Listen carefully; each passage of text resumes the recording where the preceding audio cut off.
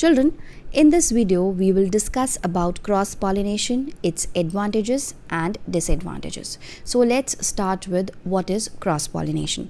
The transfer of pollen grains from anthers of flowers of one plant to the stigma of flower of another plant of the same species. Now what are species? Species are group of interrelated animals or living organisms which can interbreed among themselves. So this is a species. What is cross pollination? The transfer of pollen grains from anther of one flower to the stigma of another flower present on a different plant, but they both belong to the same species. So let us start with advantages. The offsprings produced by cross pollination are healthier. Why healthier? Because there are mixing of characters. Mixing of characters means because two types of, or we can say two different plants are involved and they both are of same species, so their genetic characters will be different.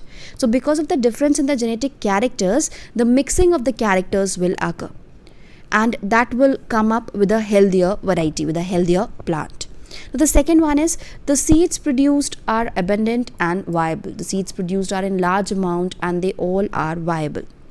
Then new varieties may also be produced by cross pollinating two different varieties of the same species or even two species. Children, same species occurs naturally, but if we are talking about two different species, that can be performed in laboratory. So we can improve the variety. Improve the variety means suppose we are having two varieties and one variety is having a disease resistant quality and the other one is having high productivity. In high productivity means producing the things in large amount.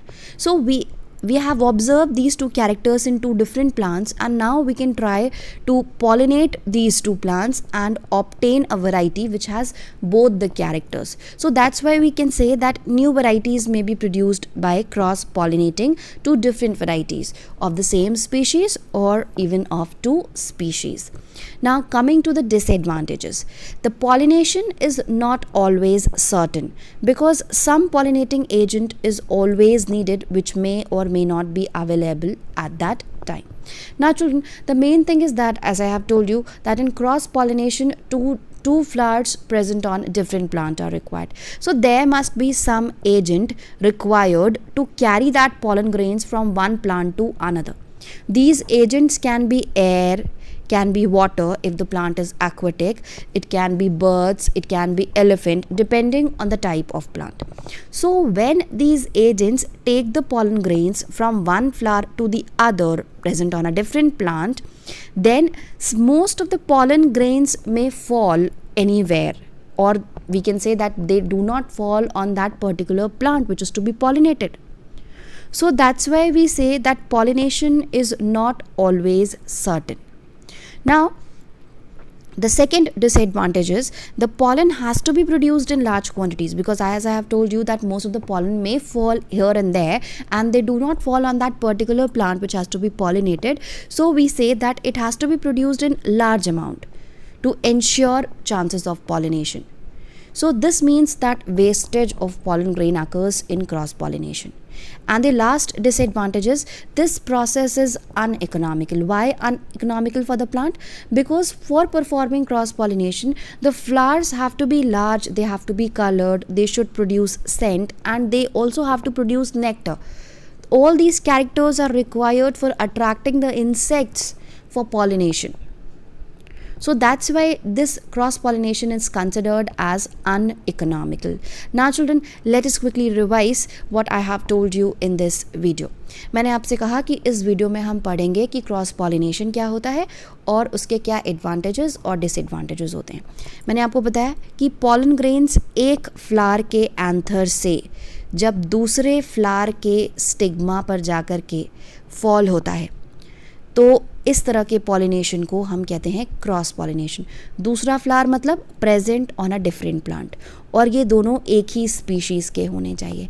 अब species मैंने आपको बताया, species का मतलब होता है एक group of interrelated organisms, living organisms जो आपस में इंटर ब्रीड कर सकें, या हम कह सकते हैं कि रिप्रोड्यूस कर सकें।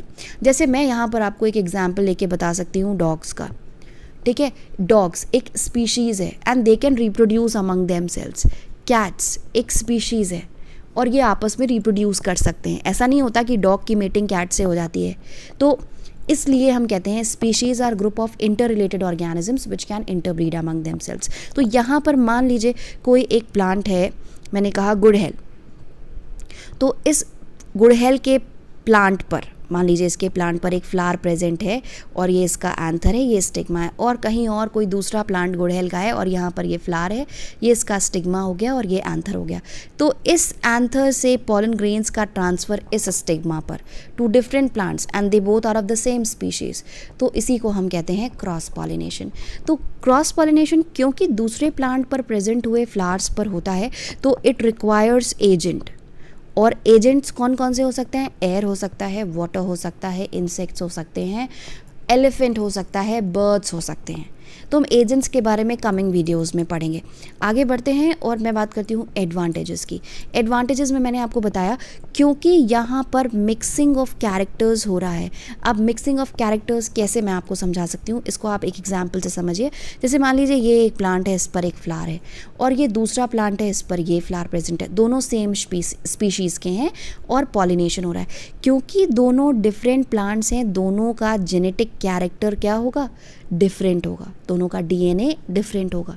तो दो तरह, जब पॉलिनेशन हो रहा है तो दो different type of genetic characters are mixed up, तो एक नया और हेल्दियर वैरायटी भी हमें मिल सकती है। ज़्यादा चांसेस होते हैं कि हेल्दियर वैरायटी मिलती है। सेल्फ पॉलिनेशन से वैरायटी और वीक होती चली जाती है।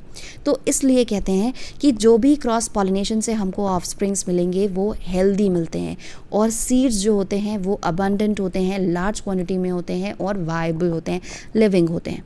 इसके साथ साथ क्योंकि यहाँ पर क्रॉस पॉलिनेशन हम कर रहे हैं तो हम नई वैरायटीज़ भी प्रोड्यूस कर सकते हैं। नई वैरायटीज़ कैसे प्रोड्यूस कर सकते हैं? मान लिए ये एक वीट की वैरायटी है और ये दूसरी वीट की वैरायटी है।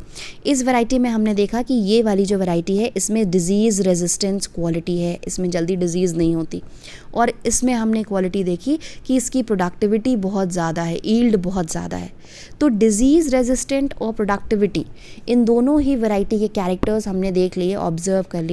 अब हमने क्या किया, इसके बीच में पॉलिनेशन करा दिया। अब पॉलिनेशन कराने की वजह से जो फाइनली हमको इससे सीड मिलेगा, वो सीड में दोनों के ही कैरेक्टर्स प्रेजेंट होंगे। तो ये क्या हुआ, एक नई वैरायटी मिली जिसमें दोनों ही कैरेक्टर्स प्रेजेंट थे, जो और हेल्दी भी हो गई। तो हम इस तरीके से नई वैरायटी भी प्रोड्यूस कर सकते हैं क्रॉस पॉलिनेशन के थ्रू। और विद इन अ स्पीशीज़ तो नेचुरली हो सकता है, या हम आर्टिफिशियली भी कर सकते हैं क्योंकि हम डिज़ायर्ड कैरेक्टर्स को सिलेक्ट कर रहे हैं। उसके अलावा हम 2 स्पीशीज़ के बीच में लैबोरेटरी में करा करके इस क्रॉस को सेट कर सकते हैं। So these are the advantages of cross pollination. इसके बाद आता है हमारा डिसएडवांटेजेस। पॉलिनेशन हमेशा ज़रूरी नहीं है कि हो जाए क्रॉस पॉलिनेशन के केस में। क्यों? क्योंकि इसमें कोई ना कोई पॉलिनेटिंग एजेंट की ज़रूरत पड़ती है, और ऐसा हो सकता है कि उस समय वो पॉलिनेटिंग एजेंट वहाँ प्रेजेंट ना हो, और मान लीजिए अगर प्रेजेंट भी हो तो वो पॉलन जो है वो जब एक जगह से दूसरी जगह जाता है तो क्या हो सकता है कि मैक्सिमम चांसेस ऐसे हो सकते हैं कि वो पॉलन ग्रेन उस पर्टिकुलर फ्लावर पर ना जा करके कहीं और गिर जाए। तो इसकी वजह से पॉलन ग्रेन्स को भी लार्ज अमाउंट में प्रोड्यूस होना होता है। तो पहला डिसएडवांटेज क्या हुआ कि ऐसा हो सकता है कि पॉलिनेशन हमेशा सर्टेन ज़रूरी नहीं है कि हो जाए, क्योंकि पॉलिनेटिंग एजेंट जो होते हैं वो भी ऐसा हो सकता है कि उस समय ना अवेलेबल हो, और ऐसा भी हो सकता है कि लार्ज अमाउंट में पॉलन ग्रेन्स की ज़रूरत पड़ती है, तो ऐसा भी हो सकता है कि वो पॉलन उस पर्टिकुलर फ्लावर पर ना गिरे। उसके बाद लास्ट डिसएडवांटेज हमारा ये हो जाता है कि ये प्रोसेस बहुत ही अनइकोनॉमिकल होता है, क्योंकि इसमें फ्लावर को लार्ज होना होता है, कलर्ड होना होता है, नेक्टर प्रोड्यूस करना होता है, सेंट प्रोड्यूस करना होता है, तो this to attract the insects for pollination. तो इसलिए ये प्रोसेस को बहुत ही अनइकोनॉमिकल बताया जाता है। तो this was all about the cross pollination advantages and disadvantages. Thank you.